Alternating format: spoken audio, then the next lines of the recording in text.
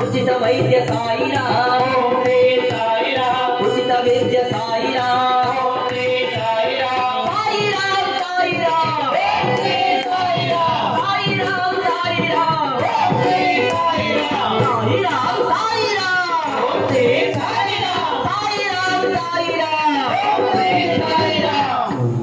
ఈ విధంగా హాస్పిటల్ అలాగే సత్యసాయి సూపర్ స్పెషాలిటీ హాస్పిటల్ నిర్మించి ఈ రోజు వరకు ఉచితంగా కానీ ఖర్చు లేకుండా హార్ట్ ఆపరేషన్ జరుగుతున్నాయి Shri Sathya Sai super speciality hospital.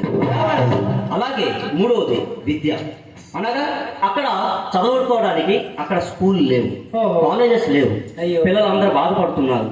అలాగే అక్కడ ఉన్న పేరెంట్స్ అందరూ కూడా బాధపడేవారు. స్వామివారి తల్లి ఆ కోరిక కోరుకోలేదు కనుక స్వామివారు primary school, secondary high school, Easwaramma high school, అలాగే శ్రీ సత్యసాయి యూనివర్సిటీ స్థాపించి కానీ ఖర్చు లేకుండా నేటి వరకు కేజీ నుండి పీజీ అందరికీ ఉచితంగా విద్యను అందిస్తున్నారు భగవాన్ శ్రీ సత్యసాయి బాబా.